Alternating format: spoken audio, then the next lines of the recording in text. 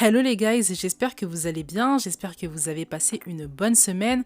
On se retrouve dans un nouvel épisode et dans cet épisode, on va se poser la question suivante, comment reconnaître une belle personne dans la vie?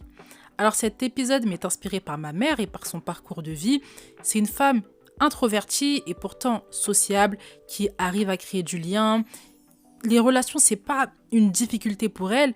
Ce qui est difficile, c'est de filtrer et de connaître et de reconnaître une belle personne. Elle s'est toujours donnée à des mauvaises personnes, à des personnes qui la faisaient pas avancer, à des personnes qui n'avaient pas des belles valeurs. Je vais vous définir ce qu'est une belle personne après, mais je pense que c'est quelque chose de très intuitif et on le sent. On sait ce qu'est une belle personne et une mauvaise personne à nos yeux. Et donc dans cet épisode, déjà, j'ai envie de vous rassurer, c'est très bien que vous sachiez faire du lien, c'est très bien que vous sachiez aller vers les autres, c'est d'une très bonne qualité et moi, ça a aidé ma mère plus de 15 fois dans sa vie. Et là, je dis 15 fois, c'est même peu, il y a des choses dont je ne suis pas au courant. Mais pour vous dire que les relations, c'est extrêmement important et quand vous arrivez à créer du lien, c'est que vous avez des compétences sociales. En revanche, vous avez du mal à filtrer, vous avez du mal à reconnaître une belle personne. Et cet épisode, il va vous aider à ça. Donc, prenez le notebook. Évidemment, il faut que le cahier soit rempli. N'hésitez pas à réécouter l'épisode parce qu'il y aura beaucoup d'informations. Vous pouvez ne pas avoir le temps de tout noter ou avoir le temps de tout assimiler. Abonnez-vous également pour que vous puissiez recevoir les autres épisodes qui vont venir compléter celui-ci et partagez-le si l'épisode vous plaît à la fin de votre écoute. Je ne vous fais pas patienter plus longtemps, on entre dans le vif du sujet.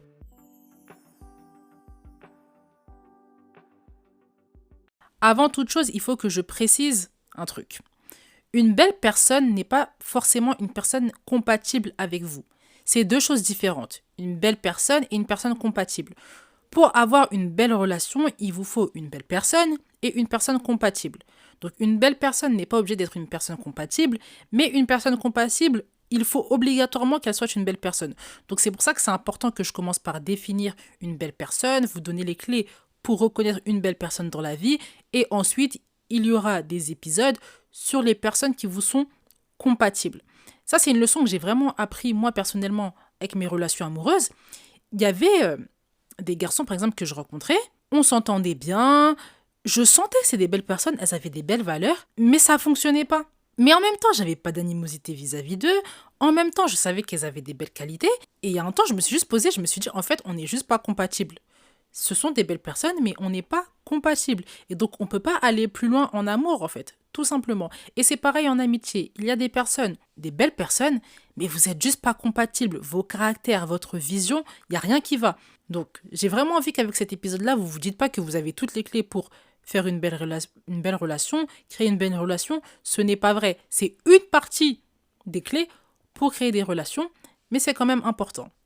Autre chose que j'ai envie de préciser, c'est qu'une personne peut avoir un bon cœur, mais dans le physique, ça ne se manifeste pas parce que c'est pas une personne qui est équilibrée. À nouveau, je vais vous donner l'exemple de ma mère. C'est une personne qui a un bon cœur. Je ne le dis pas parce que je suis sa fille. Elle a sincèrement un bon cœur. Mais comme elle n'a pas de ligne directrice, elle a été trahie, elle ne s'est pas analysée, il n'y a pas d'équilibre en fait, que ce soit dans sa gentillesse ou dans sa méchanceté. Donc, elle peut être très gentille et très méchante également quand on lui fait du mal. Pour vous dire en fait que ça, c'est pas une personne équilibrée. Donc c'est une personne avec un bon cœur, mais dans le physique, ça s'est pas manifesté. Et peut-être que c'est votre cas aussi à vous. Vous avez un bon cœur, vous le savez, vous n'êtes pas quelqu'un qui avait de la haine facilement pour les gens, vous n'êtes pas une personne qui avait de l'animosité ou qui profitait des gens autour de vous. Vous n'êtes pas comme ça. Mais comme vous êtes une personne qui avait vécu des choses, vous êtes pas analysé. Vous n'êtes pas analysé, donc du coup, vous êtes dans l'excès. Soit dans l'excès de gentillesse, soit dans l'excès de méchanceté. Et ça, ce n'est pas bon. Donc c'est bien d'avoir un bon cœur, mais il faut que ce soit manifesté dans le physique. Ça, c'était les précisions que j'avais envie de faire au début. Là, maintenant, on peut passer aux signes qui montrent que vous êtes confronté à une belle personne. Un premier signe qui montre que tu es face à une belle personne, c'est que cette personne ne juge pas ou évite de le faire. Une personne qui parle beaucoup de la vie des autres, qui s'intéresse en permanence à la vie des stars, qui regarde des émissions où on gossip en permanence, c'est une personne qui s'intéresse trop à la vie des autres et ça risque d'être pareil pour toi.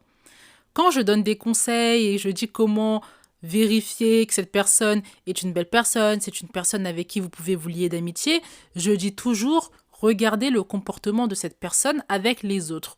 C'est la même chose quand on veut reconnaître une belle personne.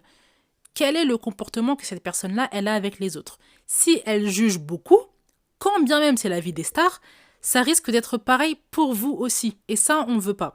Je ne sais pas si vous avez regardé la série Les Chroniques de Bridgerton sur Netflix, et Lady Whistledown qui commentait tout ce qui se passait dans la commune, qui connaissait tous les détails de la ville. Comment sa meilleure amie, elle a réussi à reconnaître que c'était Pénélope?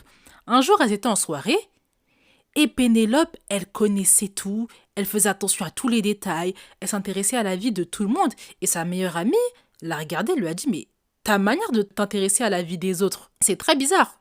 C'est très bizarre et ça me fait beaucoup penser à Lady Whistledown, qui a parlé mal de moi en plus. » Et donc du coup, ensuite on l'a cramé que c'était Pénélope. Et on se rend compte en fait qu'elle n'a pas de limite, Pénélope. Elle n'a pas de limite, donc elle a mal parlé de sa meilleure amie. Et le pire, c'est que sa meilleure amie la confronte, elle lui dit par contre, t'as mal parlé de moi, t'aurais pas dû, je suis quand même ta meilleure amie. » Et elle lui dit quoi, Pénélope? Et elle lui dit mais en fait, c'était pour te sauver, c'était parce que t'étais dans une situation qui était difficile. Pour vous dire que ces personnes-là, quand elles s'intéressent trop à la vie des autres, elles jugent beaucoup. Ça va vous arriver aussi, en fait. Et c'était un très bon exemple dans cette série que même une personne, là, c'est ta meilleure amie, elle parle beaucoup, beaucoup, beaucoup de la vie des autres.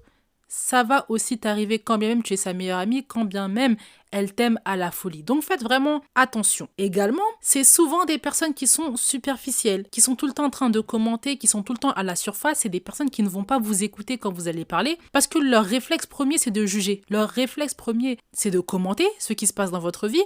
Une personne qui veut juger, une personne qui veut commenter, c'est une personne qui n'écoute pas. Elle n'écoute pas, elle est concentrée sur la phrase qu'elle va sortir, sur les propos qu'elle va distiller. Donc faites vraiment attention. Une personne qui juge beaucoup, une personne qui s'intéresse beaucoup à la vie des autres, c'est rarement une belle personne et il faut vraiment que vous évitiez de les avoir dans votre entourage.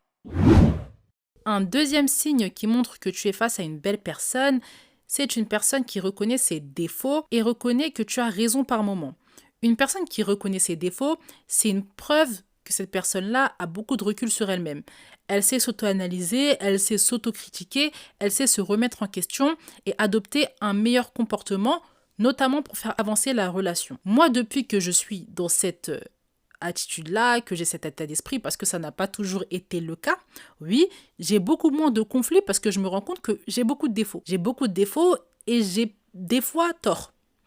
Jusqu'à aujourd'hui, je continue de dire que j'ai souvent raison, mais j'ai des fois tort et je l'assume en fait. Je l'assume. Avec mon caractère trempé, j'ai décidé de mettre une dose d'humilité. Ça fait du bien. Et quand je suis en conflit ou quand je suis en désaccord, ça se règle dans la paix. Et ça, on en a besoin dans une relation pour qu'elle dure. On a besoin que les désaccords soient réglés en paix. Si à chaque fois c'est la débandade, si à chaque fois c'est un conflit qui dure des mois, des années pour un petit désaccord, comment la relation, elle va durer? J'ai dit en introduction qu'une belle personne, c'était une personne qui savait vivre en harmonie avec les autres. Pour savoir vivre en harmonie avec les autres, il faut reconnaître ses défauts et reconnaître que la personne en face a aussi raison. À certains moments, ça permet d'avoir une relation fluide, ça permet d'avoir une relation qui dure dans le temps. Avant, ma mère et moi, par exemple, toutes les deux caractères trempés, personne ne sait reconnaître quand elle a tort, personne ne sait reconnaître quand elle a raison aussi, quand l'autre a raison, personne ne sait faire les choses en paix. Donc ça donnait des conflits.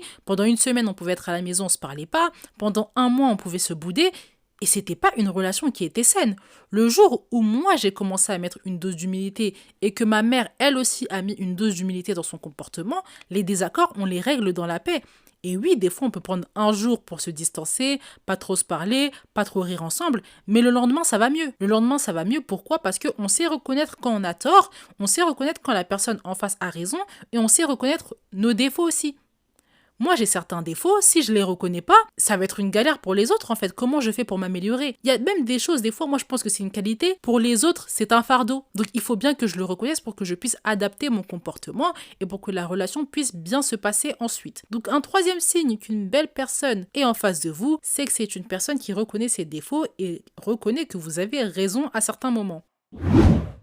Un troisième signe qui montre que vous êtes face à une belle personne, c'est une personne investie dans ses relations avec les autres, relations avec les personnes qu'elle aime, ou les choses qui lui tiennent à cœur. Vous avez besoin de savoir que cette personne-là, elle s'investit dans ses relations. Vous avez besoin de savoir si cette personne-là, elle a un problème avec les relations ou non.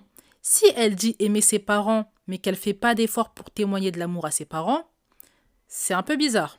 Si cette personne-là, elle dit qu'elle aime son conjoint ou qu'il aime sa conjointe, mais qu'il n'y a pas d'amour qui est témoigné, c'est un peu bizarre. Si cette personne-là dit avoir des amis à qui il tient, mais qui fait aucun effort pour prendre des nouvelles, aucun effort pour les voir, c'est également bizarre. Vous avez besoin de voir que cette personne-là, c'est une personne qui s'investit. Quand elle aime, elle s'investit. Pourquoi ? Parce que si vous créez du lien, si vous vous embarquez dans une amitié, vous avez besoin d'une personne qui s'investit dans votre relation. C'est pour ça qu'on revient toujours au même conseil. Regardez les relations avec les autres. Vous allez apprendre tellement de choses, mais tellement. Ne négligez pas ce point-là. Je pense que c'est de best conseils. Regardez cette personne-là avec les autres. Comment elle se comporte avec les personnes qu'elle aime. Vous allez en connaître beaucoup. Vous allez en apprendre beaucoup sur cette personne-là. Moi, il y a des personnes à cet égard-là. Je sais que c'est des belles personnes d'office. Par exemple, mon ex, c'était une belle personne à ce niveau-là parce qu'avec toutes les personnes qu'il aime, il s'investissait. Que ce soit ses amis, que ce soit sa famille, que ce soit les activités même qu'il aime, on sentait l'amour, on sentait l'investissement. Donc vous avez besoin de sentir que cette personne-là, elle s'investit dans ce qu'elle aime pour qu'elle puisse ensuite s'investir dans vous, dans votre relation, mettre du sien, mettre des efforts. Vous avez besoin de savoir que cette personne-là, elle n'a pas un problème avec les efforts. Il y a un temps, je parlais avec un gars quand j'étais plus jeune. Ce mec-là, il avait un problème avec les efforts. Et dans beaucoup de ses relations, en fait. Donc moi, quand j'ai vu ça, je me suis dit, c'est pas possible. Et ça s'est manifesté, évidemment, dans la relation qu'on avait tous les deux. Pour me répondre, c'était le parcours du combattant en message. Pour créer des sorties aussi, c'était compliqué.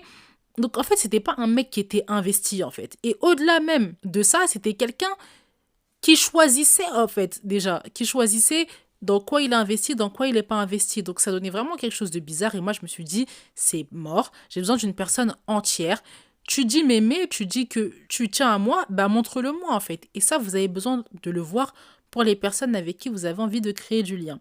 Donc ça, c'est un troisième signe que vous êtes face à une belle personne, une personne qui s'investit dans les relations importantes pour elle et également dans les activités qu'elle affectionne particulièrement. On va reprendre le cours de l'épisode, mais avant ça, je vais vous demander deux choses. De mettre les étoiles si l'épisode et le podcast vous plaisent, si vous apprenez des choses, si ça vous permet de vous améliorer et de vous analyser. Et un deuxième point, mettre un commentaire. Non seulement ça aide au référencement, mais ça me booste également à vous faire plus d'épisodes, de meilleurs épisodes et à ce que vous avanciez avec moi. Donc je vous remercie déjà d'avance. N'oubliez pas les étoiles et les commentaires. Une fois que c'est fait, on peut repartir à ce qu'on disait. Un quatrième signe qui montre que tu es face à une belle personne, c'est une personne qui vit selon une philosophie de vie qui est claire. Tu peux le voir dans ses actions. Une belle personne, c'est une personne qui a une philosophie et qui la vit. On n'est pas en cours de philosophie. Il ne s'agit pas d'aimer certaines philosophies, d'aimer la philosophie de certains auteurs ou d'aimer les croyances juste comme ça. Il faut également la vivre.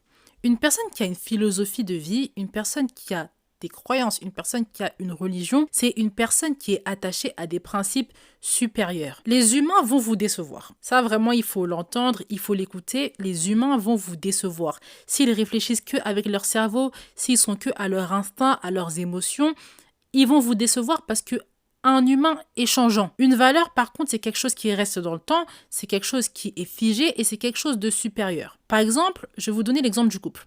Un homme chrétien, moi je suis chrétien, donc je vais vous donner l'exemple d'un homme chrétien. Un homme chrétien qui craint Dieu, c'est un homme qui aura plus de facilité à être loyal à sa femme, plus de facilité d'être fidèle à sa femme, parce que c'est un principe qui est divin. Et donc comme il est attaché à Dieu, à toi il va pouvoir être attaché également. Mais c'est parce qu'il est attaché à Dieu qu'il est attaché à toi. C'est la même chose pour la philosophie de vie. C'est parce que tu es attaché à une valeur que tu te comportes d'une certaine manière. Si tu te bases que sur l'amour que tu ressens pour quelqu'un, ça va être très compliqué. Parce que l'amour va diminuer, la passion va diminuer, la personne va t'énerver, des défauts vont surgir. Des défauts même que tu n'as jamais vus vont surgir. Si tu n'es pas attaché à quelque chose de plus grand que toi, la relation va tomber en même temps que tu vois et que tu commences à observer certains défauts. Donc c'est important qu'une personne soit attachée à quelque chose de plus grand que vous. C'est bien d'avoir des personnes qui nous aiment. Moi, je teach ça tous les jours. J'ai même un épisode où je dis qu'il faut choisir des personnes qui nous aiment. C'est très important. L'amour surpasse beaucoup de choses. Mais il faut également des personnes qui soient attachées à des valeurs. L'amour, c'est bien, mais l'amour doit se baser sur des valeurs qui sont plus grandes, sur des principes qui sont plus grands. Ça peut être la religion, moi je suis chrétienne donc c'est mon Dieu, ça peut être des valeurs auxquelles vous tenez et vous vous efforcez de vivre selon ces valeurs-là, selon ces principes. C'est extrêmement important. Donc on cherche des personnes qui sont attachées à leurs principes, à leurs valeurs, des personnes qui ne parlent pas que de principes, que de valeurs, mais qui les vivent également. Donc ça, c'est un signe qui montre que vous êtes face à une belle personne. Un cinquième point qui montre que vous êtes face à une belle personne, c'est une personne équilibrée. Équilibrée dans la gentillesse, équilibrée dans sa justice, équilibrée dans ses reproches, équilibrée. On veut des personnes équilibrées. Mon père, il m'a enseigné un principe d'une valeur inestimable, il ne se rend pas compte, mais il m'a toujours dit que quelque chose que tu vois a toujours son inverse dans les mêmes proportions. Donc si tu es quelqu'un d'extrêmement ultra gentil, sympathique, il y a de fortes chances que dans ta méchanceté, ce soit la même chose. Si on t'irrite, c'est ce que ça va donner. Donc il faut faire attention, rester avec des personnes équilibrées. Les meurtriers, je le dis souvent, c'est des personnes qu'on ne soupçonnait pas. C'est des personnes qui ne sont pas équilibrées. Pour les personnes qui sont autour de vous, ce n'est pas des meurtriers. Là, j'exagère un petit peu, mais pour vous dire, une personne dont on soupçonne rien du tout, toujours hyper gentil, toujours hyper serviable, ça fait peur. Donc faites vraiment attention à ça. Vous choisissez des personnes qui sont équilibrées. Équilibrées dans leur gentillesse, je veux dire quoi par là? C'est pas des personnes qui ouvrent le robinet que lorsqu'elles ont envie. C'est des personnes gentilles, mais c'est des personnes qui ne se font pas écraser. Ce sera la même chose dans leur méchanceté ou dans leur moment de colère. Ce sont des personnes qui vont réussir à passer outre rapidement ou qui vont réussir à exprimer leur colère de manière plutôt paisible. Parce que c'est des personnes qui sont équilibrées dans tout ce qu'elles font. L'équilibre, c'est vraiment ce que vous devez chercher, ce que vous devez rechercher. On veut des personnes dans la juste mesure. L'équilibre, c'est une preuve de sagesse. Quand tu es quelqu'un qui est équilibré, tu es quelqu'un de sage, tu es quelqu'un qui a réussi à maîtriser tes émotions. Quand tu es quelqu'un qui n'est pas équilibré, tu vis à la merci de tes émotions, à la merci de ce que tu ressens sur le coup, à la merci de ce que tu as envie de faire, de ce que tu n'as pas envie de faire. Ça, c'est pas bon. Parce que la relation ne peut pas être stable comme ça. La relation ne peut pas être stable avec des personnes qui sont là, qui se basent sur leurs émotions, qui se basent sur leur mood, sur ce qu'elles ont envie de faire, de pas faire, sur ce que leur cœur leur dit. Non, une relation, c'est quelque chose de sérieux. C'est quelque chose de très sérieux. Et pour ça, on a besoin d'avoir des bases, on a besoin d'avoir des personnes qui ont la tête sur les épaules, on a besoin d'avoir des personnes qui avancent avec des principes, avec des valeurs et avec de la justice, avec de l'équilibre. Donc, privilégiez les personnes équilibrées, les personnes qui font preuve de sagesse et des personnes qui ne se basent pas sur leurs émotions. Et ce point-là, il va de pair avec ce qu'on a dit plus haut, parce que là où on voit que les personnes déséquilibrées n'ont pas de valeur, n'ont pas de philosophie, elles restent sur les émotions, on voit que les personnes qui ont une philosophie de vie, elles sont équilibrées, elles ont des principes, elles ont des valeurs. Je vous ferai un épisode sur comment déceler, comment avoir des règles, des principes. Ne vous inquiétez pas à ce niveau-là. Je parle beaucoup de choses, mais c'est des choses que je vais break down dans différents épisodes. D'où l'importance de s'abonner, d'ajouter le podcast à la bibliothèque et d'activer les notifications. 5e signe qui montre que vous êtes face à une belle personne, c'est une personne équilibrée. On arrive à la fin de l'épisode. J'espère que l'épisode vous a plu. J'espère que vous avez appris beaucoup de choses. On se retrouve sur mon TikTok, Wendy Grace, là où la discussion continue. Donc, n'hésitez pas également à m'envoyer des messages. Je suis disponible en DM pour vous répondre personnellement ou si vous le voulez, vous répondre en plein épisode. Je vous souhaite une excellente soirée, ceux qui m'écoutent en soirée, et une bonne journée à ceux qui m'écoutent en journée.